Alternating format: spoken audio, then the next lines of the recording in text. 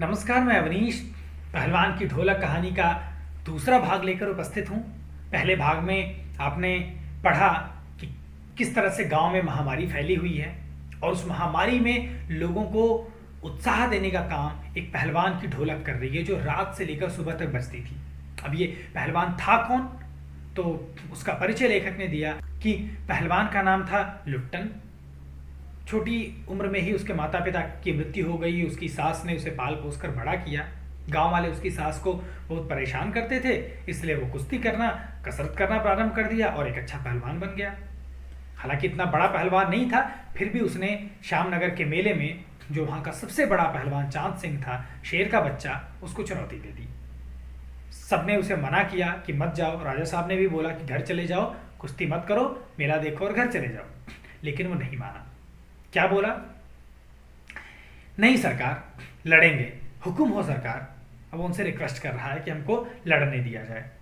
राजा साहब ने उनको समझाया कि तुम पागल हो, जाओ। मैनेजर साहब, जो राजा के मैनेजर हैं, उन्होंने और सिपाहियों ने भी उसको धमकाया कि देह में गोश्त नहीं, शरीर में तुम्हारे मांस तो है नहीं, शरीर में तुम्हारे दम है नहीं, और तुम चले हो शेर के बच्चे से लड़ने। सरकार यानी राजा साहब इतना समझा रहे, फिर भी तुम नहीं मान रहे हो। पहलवान नहीं माना, कह रहा है कि दुहाई हो सरकार, मैं बहुत आपसे रिक्वेस्ट कर रहा हूँ, मैं अपना सिर पत्थर पर पटक के मर जाऊंगा।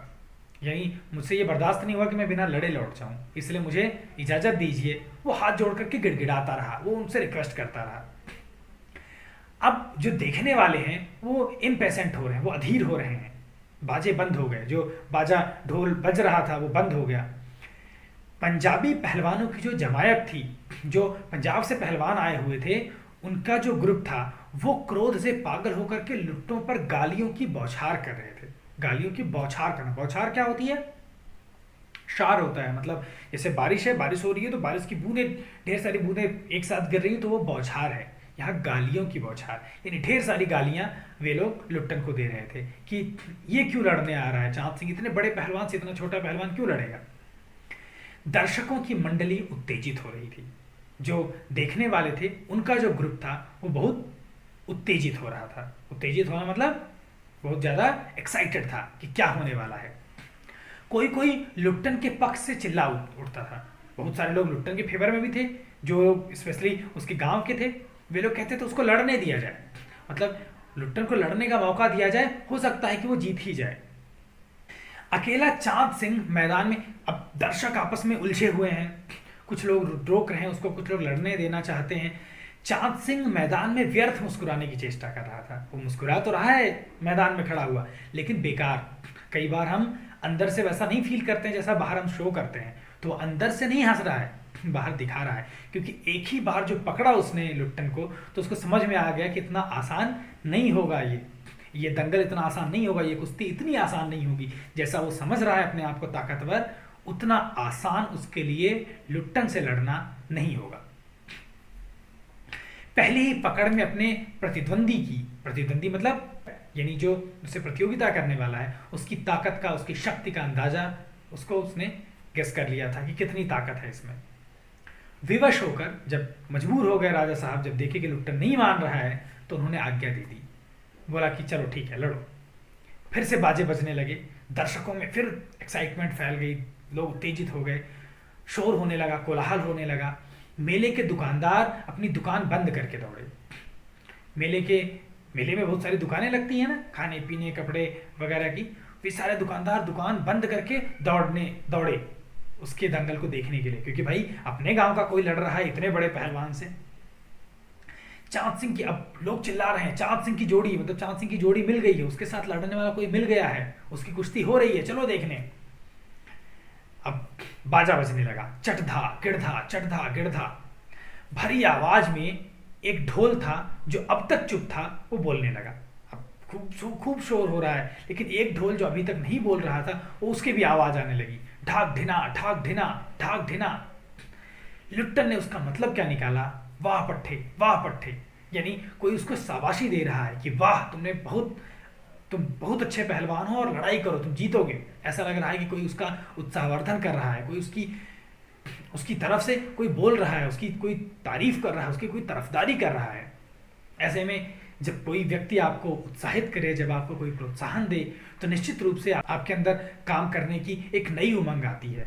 आप उस काम को और अच्छे से कर लेना चाहते हैं और बहुत बार आप उस काम को करने में सफल भी होते हैं। तो लुट्टन को चांद ने कसकर दबा लिया। अब ढोलक बज रहा है, लुट्टन का उत्साह बढ़ाया जा रहा है, लेकिन चांद ने उधर लुट्टन को कसकर पकड़ लिया। अब लोग चिल्ला रहे, अरे गया गया गया ही नहीं, हार गया तो मर जाएगा, ये तो हलवा हो जाएगा। हलवा जानते हैं ना, हलवा। तो ऐसा लग रहा है, वो कह रहे हैं कि लुट्टन जो चांद से लड़ रहा है, चांद इसका हलवा बना देगा, मतलब बिल्कुल हाथ पैर तोड़ के रख देगा इसका। हंसी खेल नहीं है शेर का बच्चा, ये जो शेर का बच्चा है, ये चांद सिंह जो है, वो हंसी खेल नहीं है, मतलब बहुत छोटी बात नहीं है, उससे लड़ना बहुत बड़ी बात होती है। अब ढोल बज रहा है, चढ़धा किड़धा चढ़धा किड़धा, यानी इसका अर्थ लुट्टन क्या लगा रहा है, मत डरना मत डरना। यानी ढोल लगातार लुट्टन का उत्साह बढ़ा रहा है। वो कह रहा है मत डरना। लुट्टन की गर्दन पर केहुनी डालकर चांद उसे चित्त करने की कोशिश कर रहा था। चित्त करना मतलब पहलवानी में, कुश्ती में ऐसा होता है कि जब तक ऐसे लड़ रहे हैं, अगर हम लड़ते लड़ते हम गिर भी जाते हैं, पेट के बल अगर गिरते हैं तो वो हार नहीं है। लेकिन अगर एक बार हम गिर गए और हमारी पूरी बैक, हमारी पूरी पीठ अगर धरती से लग गई, इसका मतलब कि हम पहला राउंड हार गए। तो यहाँ जो चांद सिंह है वो लुट्टन को उठा करके उसको चित्त करने की, मतलब ऐसे जमीन पर लिटाने की कोशिश कर रहा है कि उसकी बैक धरती को, जमीन को टच कर जाए पूरी तरह से। लोग चिल्ला रहे हैं, वहीं दफना दे भाई। दफनाने का मतलब होता है किसी व्यक्ति के मरने पर उसको जमीन में दफन कर देना, गाड़ देना। लेकिन यहाँ दफनाने का मतलब उसे हरा देना है, कि उसे वहीं दफना दो, चित्त कर दो बिल्कुल। बादल सिंह अपने शिष्य को उत्साहित कर रहा था। बादल सिंह चांद के गुरु थे ना, तो चांद को उत्साहित कर रहे हैं कि बहादुर तुम उसे वहीं दफना दो, उसे वहीं हरा दो। लुट्टन की आंखें बाहर निकल रही थी। अब चांद ने लुट्टन को जोर से दबाया हुआ है।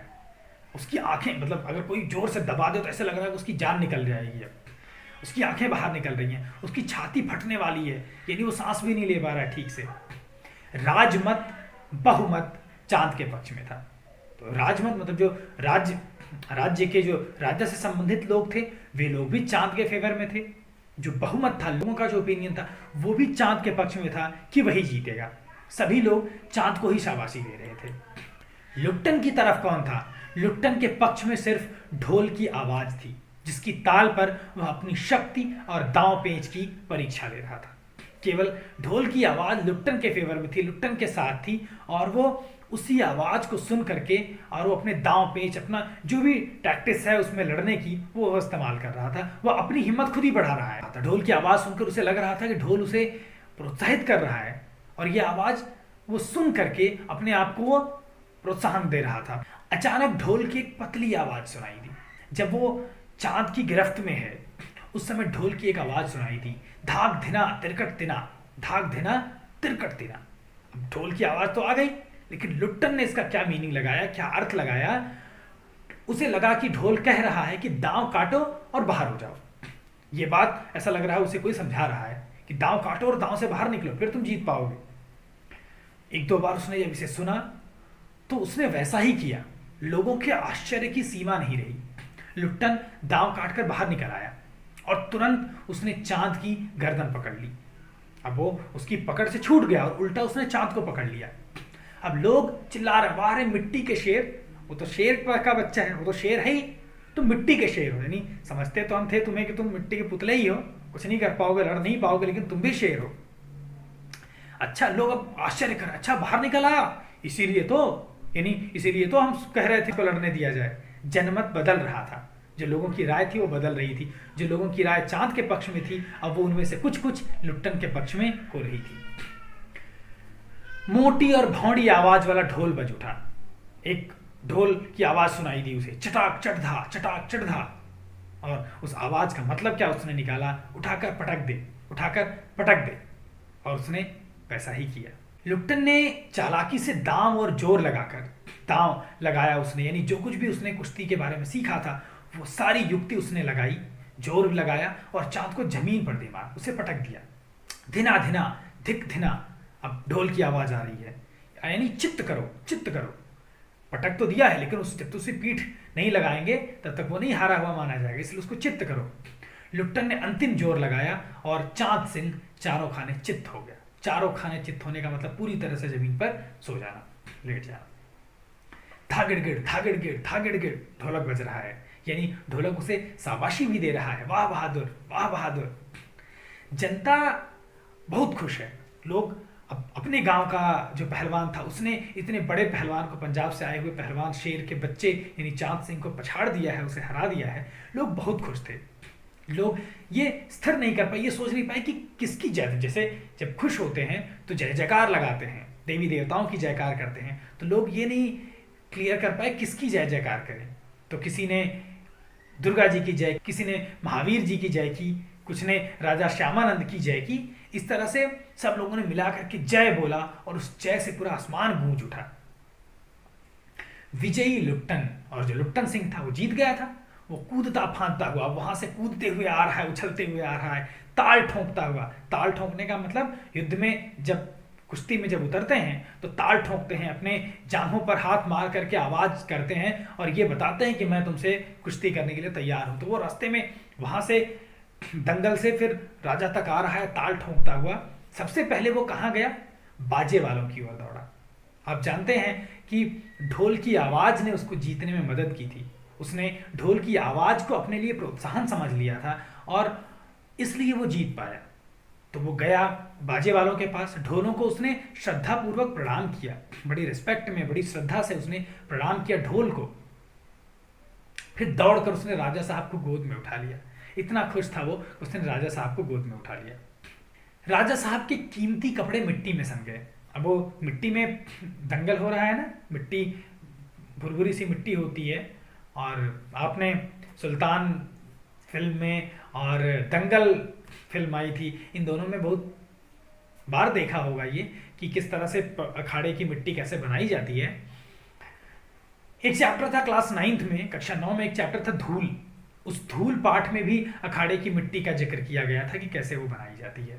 आजकल हालांकि मैट आ गए हैं, उन पर रेसलिंग होती है, कुश्ती होती है, तो मिट्टी लगने का खतरा नहीं होता है। लेकिन ये है कि यहाँ जो लड़ाई हो रही थी वो मिट्टी में हो रही थी। पूरी तरह से वो मिट्टी और पसीने में लिपटा हुआ है पहलवान, और उसने राजा साहब को गोद में उठा लिया। उनके सारे कपड़े राजा साहब के मिट्टी में सन गए, मिट्टी लग गई सब पर। मैनेजर साहब ने आपत्ति किया। आपत्ति करना मतलब ऑब्जेक्शन करना, रोक रहे हैं उसको, अरे रुको रुको। लेकिन राजा साहब ने उसे खुद छाती से लगाया। खुश हो गए, हमारे राज्य का कोई पहलवान है और वो लड़ करके जीत जा रहा है। इतने बड़े पहलवान से उसने राज्य का नाम ऊंचा कर दिया है। उन्होंने कहा, जीते रहो बहादुर, तुमने मिट्टी की लाज रख ली, यानी हमारी धरती की लाज रह गई। अगर तुम हार जाते तो ये होता कि हमने श्यामनगर में जाकर के श्यामनगर के पहलवान को हरा दिया, लेकिन जीत गया। अब हमारे देश का, हमारे राज्य का, हमारे गांव का नाम होगा। पंजाबी पहलवानों की जमायत चांद सिंह की आंखें पोंछ रही थी, आंखें पोंछ रही थी, यानी चांद सिंह रोने लगा, भावुक हो गया। वो इतने सारे लोगों को हराने के बाद एक अदने से पहलवान ने उसको, एक छोटे से पहलवान ने उसको हरा दिया। लुट्टन को राजा साहब ने पुरस्कृत ही नहीं किया। पुरस्कृत ये नहीं कह रहे कि पुरस्कृत नहीं किया, पुरस्कृत ही नहीं किया। मतलब not only he rewarded him, the king rewarded him, it means राजा साहब ने केवल उसको रिवॉर्ड ही नहीं दिया, यानी रिवॉर्ड भी दिया। और क्या दिया? राजा साहब ने उसे अपने दरबार में हमेशा के लिए रख लिया। जब भी इस तरह के वाक्य कहे जाएं कि उसने केवल मुझे पैसे ही नहीं दिए बल्कि मेरी मदद भी की, इसका मतलब उसने पैसे भी दिए और मदद भी की। तब से लुट्टन राज पहलवान हो गया, राजा का पहलवान, राज्य का पहलवान, राज दरबार का पहलवान। राजा साहब उसे लुट्टन सिंह कहने लगे। सिंह जो है वो क्षत्रिय लगाते हैं, जो एक जाति है वो सिंह टाइटल का इस्तेमाल करती है। तो जो राज पंडित थे, जो राजा के पंडित थे, उन्होंने मुंह बिचकाया, उन्होंने इस पर ऑब्जेक्शन किया कि अरे उसके नाम के आगे सिंह क्यों लगाते हैं। जातिवाद, ये जो कास्टिज्म है वो बहुत सारी जगहों पर पहले बहुत हावी था। तो लोग कह रहे हैं कि आप उसे लुट्टन सिंह कैसे कह सकते हैं, सिंह तो क्षत्रिय की टाइटल है। तो उन्होंने बोला कि हुजूर, यानी राजा साहब को कह रहे हैं हुजूर वो जाति का ... यानी जाति का पता नहीं क्या है और आप उसे सिंह टाइटल दे रहे हैं। मैनेजर साहब ने भी ऑब्जेक्शन किया, वो भी क्षत्रिय थे। अपने क्लीन शेव्ड चेहरे को, क्लीन शेव्ड समझ रहे हैं ना, बिल्कुल दाढ़ी मूछों से रहित चेहरा, उसको उन्होंने संकुचित करते हुए, छोटा करते हुए, थोड़ा सिकोड़ते हुए, यानी कई बार जब आप किसी चीज़ पर बल देते हैं तो आपकी त्योड़ियाँ, आपके माथे पर शिकन आ जाती है, चेहरा सिकुड़ जाता है आपका, तो उस चेहरे को सिकोड़ते हुए उन्होंने अपनी पूरी ताकत लगाकर वो नाक के बाल उखाड़ रहे थे और चुटकी से अपने दोनों उंगलियों से अत्याचारी बाल को रगड़ते हुए, वो बाल जो उनसे टूट नहीं रहा है उसको रगड़ते हुए बोले, हाँ सरकार यह अन्याय है, मतलब जो ताकत राजा साहब पर तो इस्तेमाल जो ताकत इस्तेमाल करनी चाहिए राजा साहब पर तो इस्तेमाल कर नहीं पा रहे हैं, तो अपने उस बाल पर वो अपनी पूरी ताकत लगा रहे हैं और कह रहे हैं कि राजा साहब ये गलत है, इस तरह से नहीं होना चाहिए। राजा साहब ने मुस्कुराते हुए सिर्फ इतना कहा, उसने एक क्षत्रिय का काम किया है। क्षत्रियों का काम देश के सम्मान को बढ़ाना होता है, वे देश के लिए लड़ते हैं, उसने भी वही काम किया है, इसलिए उसे क्षत्रिय की तरह से ट्रीट किया जाएगा। उस दिन से लिप्टन सिंह पहलवान की कीर्ति दूर दूर तक फैल गई। अब जब उसने चांद सिंह को हरा दिया तो सब लोग उसे जानने लगे, बहुत बड़ा पहलवान हो गया, पौष्टिक भोजन में अच्छा खाना भी मिलने लगा, अच्छी एक्सरसाइज करने लगा। क्योंकि अब राजा का पहलवान हो गया था तो सारा खर्चा राजा का होता था। राजा साहब की स्नेह दृष्टि, राजा साहब उससे बड़ा प्रेम करते थे, प्रेम से भरी हुई दृष्टि, यानी बहुत प्रेम करते थे। इसकी वजह से उसकी प्रसिद्धि में 4 चांद लग गए। 4 चांद लग जाने का मतलब उसका फेम बहुत बढ़ गया, हर जगह लोग उसको जानने लगे। कुछ ही सालों में एक एक करके वो बहुत सारे पहलवानों से लड़ा और सबको मिट्टी सुंघा दी। मिट्टी सुंघाने का मतलब जमीन पर पटक दिया, आसमान दिखा दिया, मतलब चित्त कर दिया, यानी सबको हरा दिया।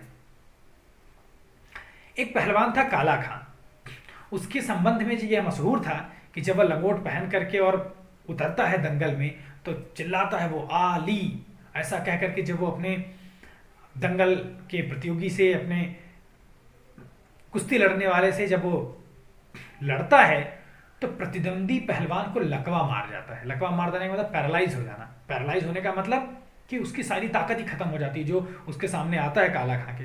यानी काला खां इतना ताकतवर है कि जो उसके सामने आ जाता है, उसके सामने ऐसा लगता है कि उस व्यक्ति को पैरालिसिस हो गया है, वो व्यक्ति लड़ ही नहीं पाता है।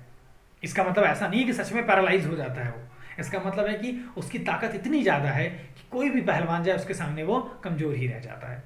लेकिन लिप्टन ने उसको भी पटक कर उसको भी हरा दिया और लोगों का ये भ्रम दूर कर दिया। उसके बाद अब जब सबको हरा दिया, कोई उससे लड़ने लायक नहीं है। एक होता है ना कि आप अपने लेवल के पहलवान से लड़ते हैं, तो अब उसके लेवल का, उसकी जोड़ी का कोई है ही नहीं, लड़े किससे वो। तो वो राज दरबार का दर्शनीय जीव रहा, केवल देखने के लिए रहा, लड़ने के लिए नहीं। क्योंकि किससे लड़ता वो, जब कोई व्यक्ति ऐसा हो जाएगा, पता ही है कि वो जीत ही जाएगा, तो उससे कौन लड़ने जाएगा। इसलिए वो लड़ता नहीं था। चिड़िया खाने में, पिंजरे में, यानी केज में एक बाघ है और वो बाघ झकझोर करके जंजीरों को, जंजीर में मतलब चेन्स में बांधा गया है, और वो दहाड़ता था बाघ, हाँ मतलब बाघ अपनी आवाज में दहाड़ता था। और सुनने वाले जब उसकी आवाज को सुनते थे तो कहते थे कि राजा का बाघ बोल रहा है। उसी तरह से ठाकुरबाड़े के सामने, तो गांवों में एक ठाकुरबाड़ा होता है जहाँ पर एक मंदिर है, सामने उसके बहुत सारी जगह बची हुई है जिसको मिट्टी खोद करके और वहाँ पर अखाड़ा बना देते हैं, पहलवानी करते हैं। आप याद करिए कक्षा 10 का चैप्टर हरिहर काका, उसमें ठाकुरबाड़ी शब्द आया था। तो यहाँ ठाकुरबाड़े पर के सामने पहलवान गरजता था, महावीर जोर से वो चिल्लाता था, तो लोग समझ जाते थे कि राजा का पहलवान बोला। जब वो मेले में जाता था, पहले मेले में गया था चांद सिंह को जब उसने हराया था पहली बार, जो पहला बड़ा दंगल उसका था। अब जब भी वो मेले में जाता तो घुटने तक लंबा चोगा पहने, चोगा मतलब एक वस्त्र होता है जो खूब लंबा सा, ओवरकोट समझ लीजिए, तो ओवरकोट जो उसके घुटने तक, उसकी नी तक आता था, उसको पहन करके अस्त व्यस्त पगड़ी बांध करके, ऐसा नहीं कि बहुत फिट होकर के, बहुत अच्छे से वेल ड्रेस्ड होकर के जाता था, नहीं, पगड़ी वो बांधता था सिर पर और वो ऐसे एक आधी खुली आधी बंधी रहती थी। मतवाले हाथी की तरह झूमता हुआ चलता था। पहलवान था ही, पहलवानों के चलने का स्टाइल आप जानते ही हैं। दुकानदारों को चुहल करने की सोचती, दुकानदार भी थोड़ा सा उसे चुहल करना चाहते, उसे शरारत करना चाहते, मजाक करना चाहते। हलवाई कहता, पहलवान काका ताजा रसगुल्ला बना है, आकर के नाश्ता कर लो। अब रसगुल्ला खिलाने के लिए उसको बुला रहा है। पहलवान बच्चों किसी स्वाभाविक हंसी, जैसे बच्चे हंसते हैं ना, वो बिना किसी मन में, बिना कोई भेदभाव रखे हुए, बहुत स्वाभाविक, बहुत सहज, बहुत नेचुरल हंसी वो हंसता था। कहता था अरे तनी मनी का है, तनी मनी मतलब थोड़ी बहुत, थोड़ी बहुत क्या, ले आओ 1.5 शेर, हम 1.5 शेर खाएंगे। शेर का मतलब शेर नहीं है, शेर है। शेर जो है वो किसी चीज़ को तौलने की एक इकाई है। मैंने आपको इसके पहले भी बता रखा है कि बहुत जगहों पर वह 1 किलो 200 ग्राम, कहीं 1 किलो 400 ग्राम, कहीं 1 किलोग्राम के बराबर वो होती है। लेकिन शेर 1 किलोग्राम के आसपास एक तौलने की इकाई है। तो कहता था कि ले आओ 1.5 शेर ले आओ रसगुल्ले, और बैठ जाता था खाने के लिए। 2 शेर रसगुल्ला वो, यानी 2-2.5 किलो रसगुल्ला वो खा जाता था। वो खाता था, उसके बाद मुंह में 8-10 पान की गिलोरियां ठूंस लेता था। पान खूब खाता था तो 8-10, सामान्यतः लोग 1 या 2 गिलोरी खाते हैं। पान के पत्ते में कत्था, चूना, सुपारी जो भी है वो लगा करके उसे मोड़ दिया जाता है, वो 1 गिलोरी हो जाती है। वैसे वो 8-10 गिलोरी वो अपने मुंह में भर लेता था। जब मुंह में वो भर लेता था पान को, तो वह पान की जो पीक है, जो उस पान को चबाने से उसका जो रंग निकलता है लाल सा, वो उसकी ठुड्डी पर, उसके मुंह से निकल करके उसकी चिन तक आ रही है। पूरा मुंह उसका उस पान के लाल रंग से भीग जाता था, और अपनी उसी चाल में, जैसे हाथी जैसी मतवाली चाल में वो घूमता रहता था। मेले से जब वो दरबार लौटता था तो अजीब सा उसका हुलिया रहता था। हुलिया मतलब उसका जो लुक है, जैसा वो दिख रहा है बाहर से, वो बड़ा अजीब सा रहता था। आंखों पर रंगीन अबरख का चश्मा, तो मेले में मिलने वाले जो खिलौने वाले चश्मे होते हैं, वो एक चश्मा लगा लेता था आंख पर। हाथ में कोई खिलौना लेकर के उसे नचाता रहता, पीतल की सीटी खरीद लेता, विसल सीटी बजाया करता और हंसता हुआ वापस आता। लेखक कहता है कि उसका बल बहुत ज़्यादा था, उसके पास शरीर बहुत बड़ा था, लेकिन बल और शरीर बढ़ने के साथ साथ उसकी जो बुद्धि थी उसका परिमाण घट गया, कम हो गया, और वो बच्चों की बुद्धि के बराबर रह गया। तो बच्चों जैसी बिल्कुल एकदम निश्चल था, बच्चों के जैसी हंसी थी उसकी, बच्चों के जैसी सोच थी उसकी, बहुत भोला था, बहुत इनोसेंट था। दंगल में जब ढोल की आवाज़ सुनाई पड़ती तो पहलवान भी सोचता कि वह भी जाए और लड़े। वो अपने भारी भरकम शरीर का प्रदर्शन शुरू कर देता, वो भी शुरू हो जाता, लड़ने के लिए तैयार हो जाता। उसकी जोड़ी तो किसी से मिलती नहीं थी, कोई था ही नहीं जो इससे लड़ाई करे। यदि कोई उससे लड़ना भी चाहता तो राजा साहब लुट्टन को आज्ञा ही नहीं देते, उसको लड़ने नहीं देते थे। इसलिए वह निराश होकर, लंगोट लगाकर, देह में मिट्टी मलकर, अपने आप को उछाल कर सांड या भैंसा साबित करता रहता। तो लड़ना तो था नहीं, तो निराश हो जाता था, लंगोट पहन लेता था, देह में मिट्टी मल लेता था। पहलवान पहलवानी करने के लिए, कुश्ती करने के लिए पूरा तैयार है, और उछल उछल करके अपने आप को मजबूत, ताकतवर भैंसे या सांड जैसा दिखाता था। लेकिन वो लड़ता तो था नहीं किसी से, क्योंकि उससे लड़ने वाला कोई था ही नहीं, उसकी जोड़ी कोई थी नहीं, कोई व्यक्ति ऐसा नहीं था जो उसके सामने आ सके लड़ने के लिए। राजा साहब उसको देख देख करके मुस्कुराते रहते, जिस तरह से वो रिएक्ट करता था, इस तरह से ढोल की आवाज़ को सुन करके या दंगल की में बाजों की आवाज़ को सुन करके। यहाँ इस कहानी का दूसरा भाग संपन्न होता है। लुट्टन के जीवन का ये दूसरा खंड है, जहाँ पर बहुत अच्छे से राज पहलवान है, वो बहुत अच्छे से वो रह रहा है। आगे उसके जीवन में क्या होगा, क्या यही सुख उसके जीवन में आगे भी बने रहेंगे या कोई ट्विस्ट आएगा, अगले एपिसोड में मैं आपसे फिर मिलूंगा। तब तक के लिए नमस्कार।